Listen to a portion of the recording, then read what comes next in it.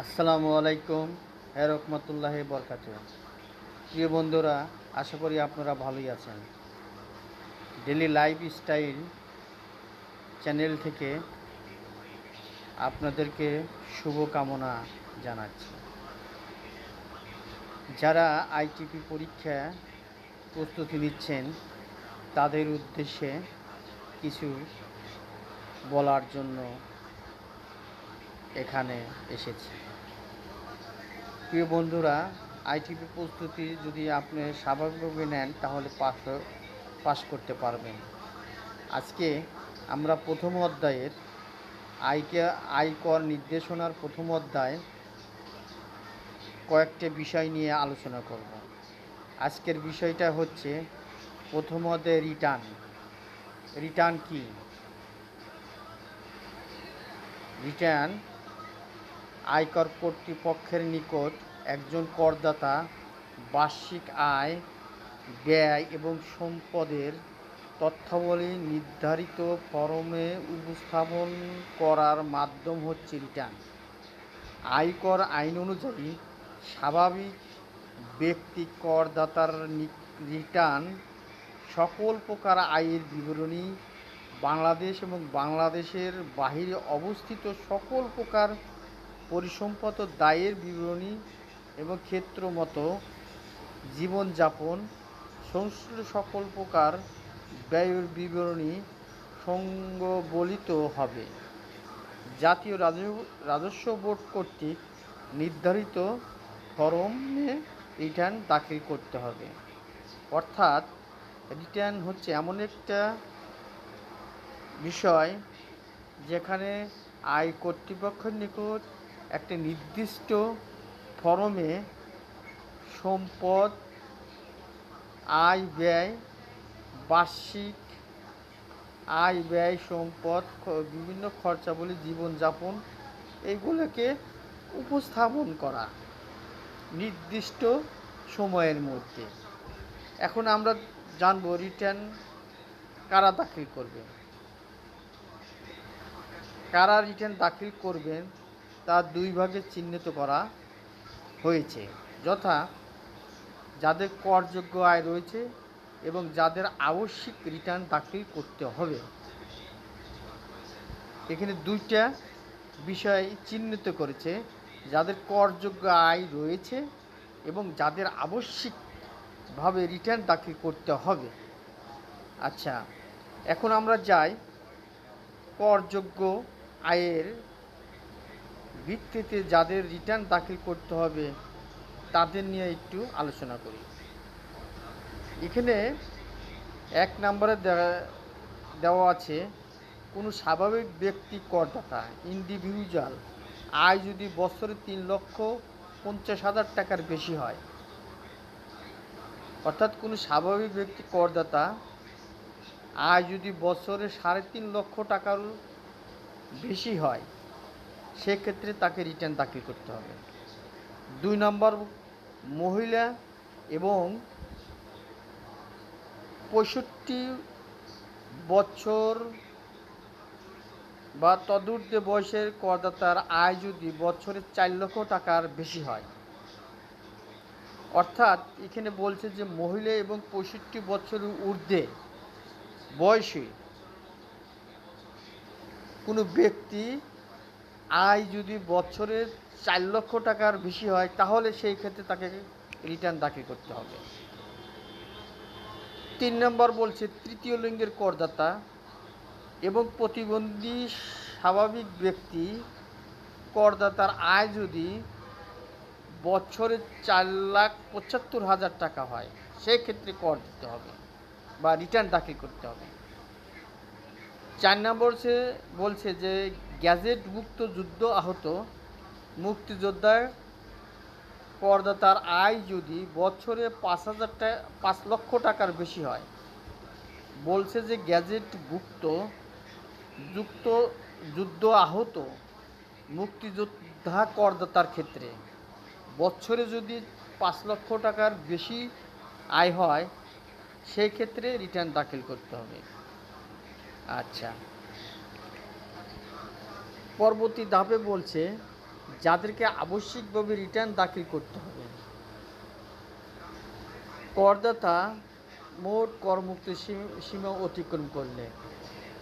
1 নম্বরে বলছে যে করদাতার মোট আয় কর মুক্ত সীমা অতিক্রম করলে। 2 নম্বর, আয় বর্ষের পূর্ববর্তী 3 বছরে যে কোনো বছর করদাতার কর নির্ধারণ হয়ে থাকে বা তার আয় করযোগ্য হয়ে থাকে।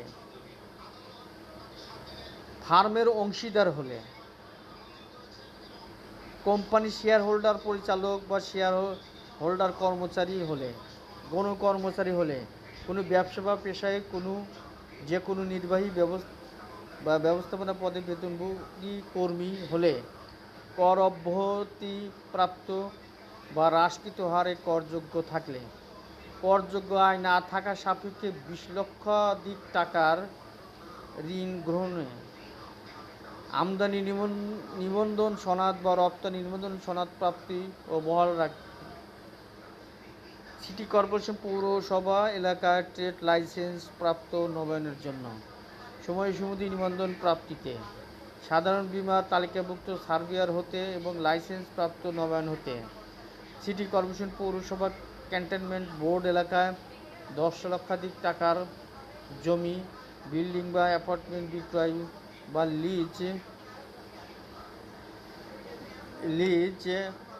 হস্তান্তর, বায়নামা,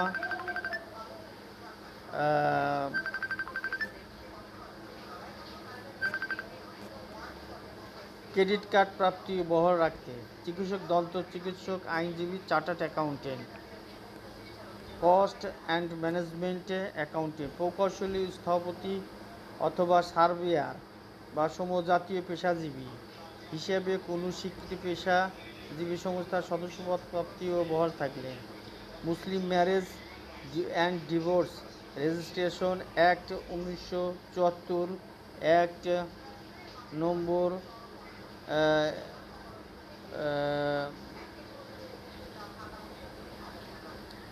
1974 এর অধীনে নিকার রেজিস্টার, হিন্দু বিবাহ নিবন্ধন আইন 2012 সনে 40 নম্বর আইনে এর অধীনে হিন্দু বিবাহ নিবন্ধন special marriage act 1872 act number 3 of 1872 এর অধীনে রেজিস্ট্রেশন হিসাবে লাইসেন্স প্রাপ্তির ক্ষেত্রমতো নিয়োগ প্রাপ্তির ক্ষেত্রে বহাল রাখতে।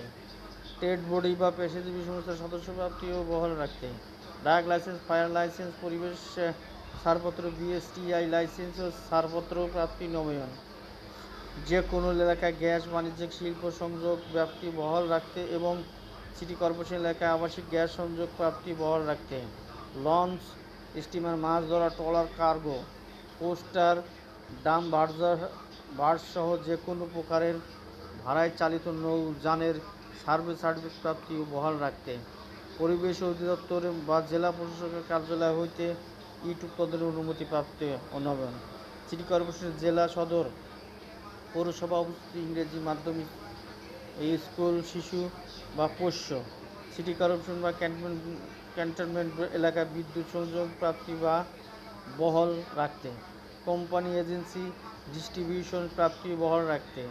আগ্নেয়াস্ত্রের লাইসেন্স প্রাপ্তি বহাল রাখতে। আমদানি উদ্দেশ্য ঋণপত্র খোলা, 5 লক্ষাধিক টাকার পোস্ট অফিস সঞ্চয় হিসেবে খোলা, 10 লক্ষাধিক টাকা মেয়াদি আমানত খোলা ও বহাল রাখতে। 5 লক্ষাধিক টাকার সঞ্চয়পত্র ক্রয়।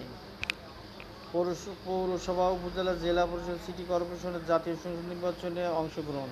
মটরযান, স্পেস বা স্থান, বাসস্থান অথবা অন্যান্য সম্পদের সরবরাহের শেয়ার হোল্ড, ইকোনমিক অ্যাক্টিভিটিসে অংশগ্রহণ।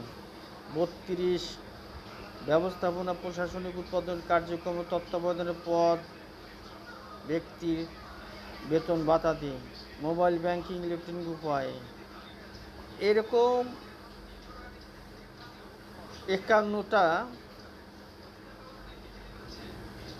পয়েন্ট আছে।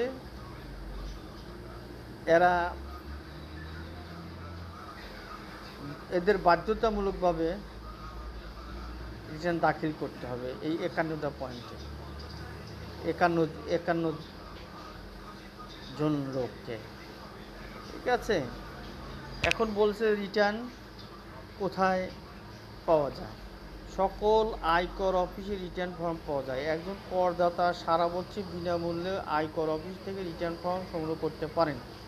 জাতীয় রাজস্ব বোর্ডের ওয়েবসাইট nbr.gov.bd থেকে রিটার্ন ফর্ম ডাউনলোড করা যাবে। রিটার্ন ফটোকপিও গ্রহণযোগ্য হবে। রিটার্ন দাখিলের সময় স্বাভাবিক ব্যক্তি করদাতা কর দিবসের মধ্যে রিটার্ন দাখিল করতে হবে। কর দিবসের মধ্যে রিটার্ন দাখিলের ক্ষেত্রে আয়কর আইনের ধারা 173 মোতাবেক কর পরিশোধ করতে হবে। কর দিবস পরবর্তীকালে রিটার্ন দাখিল করলে এটা খুব গুরুত্বপূর্ণ যে কর দিবসের পরবর্তীকালে রিটার্ন দাখিল কী হয়। কর দিবস পরবর্তীকালে রিটার্ন দাখিল করা যাবে কি না? হ্যাঁ, যাবে।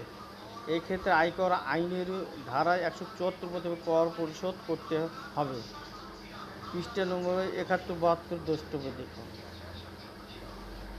রিটার্ন দাখিলের পদ্ধতি। স্বাভাবিক ব্যক্তি করদাতাগণ কর দিবসের মধ্যে বা কর দিবসের পরবর্তীকালে যখনই রিটার্ন দাখিল করুক না কেন স্বনির্ধারিত পদ্ধতিতে দাখিল করতে হবে। পূর্বের ন্যায় সাধারণ পদ্ধতি রিটার্ন দাখিলের সুযোগ নেই।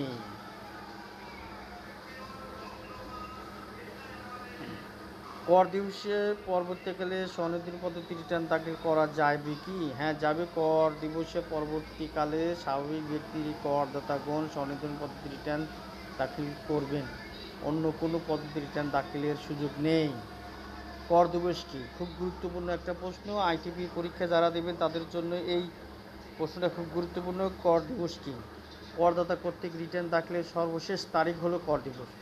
কর দিবসের মধ্যে রিটার্ন দাখিল করলে কোনো প্রকার জরিমানা বা অতিরিক্ত অর্থ পরিশোধ করতে হয় না। আয়কর আইন অনুযায়ী স্বাভাবিক ব্যক্তি করদাতাদের জন্য প্রতি বছর 30শে নভেম্বর কর দিবস। 2024-25 কর বর্ষের জন্য 30শে নভেম্বর 2024 হচ্ছে কর দিবস, অর্থাৎ রিটার্ন দাখিলের সর্বশেষ তারিখ।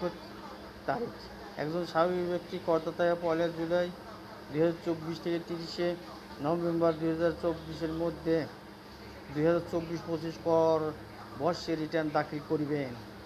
এছাড়াও নিম্নোক্ত ক্ষেত্রসমূহ ভিন্ন ভিন্ন কর দিবস রয়েছে, যেমন ক কোনো স্বাভাবিক ব্যক্তি করদাতা যিনি পূর্বে কখনো রিটার্ন দাখিল করেননি তার জন্য 2024-25 কর বর্ষে কর দিবস 2025-এর 30শে জুন।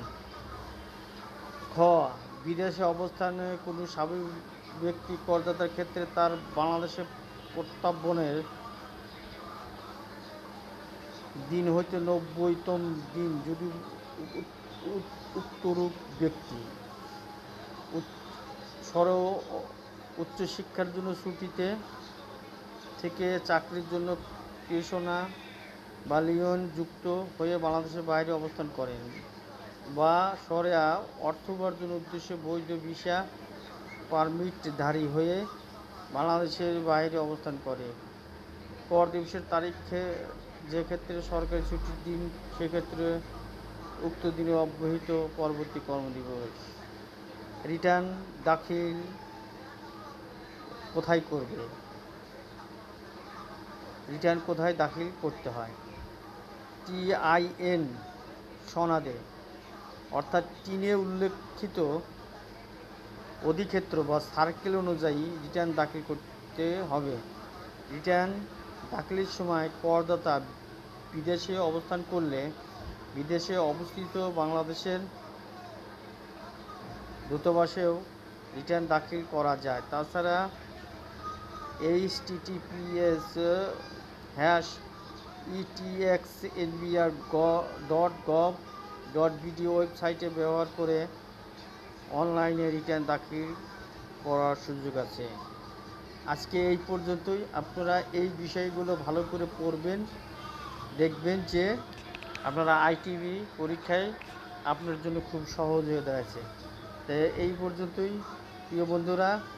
আমার এই পড়ার মধ্যে কোনো ভুল ত্রুটি ক্ষমা করে দিয়েন এবং দয়া করে আমাকে অনুপ্রেরণার জন্য আমার চ্যানেলটি সাবস্ক্রাইব, লাইক, কমেন্ট করবেন। আসসালামু আলাইকুম।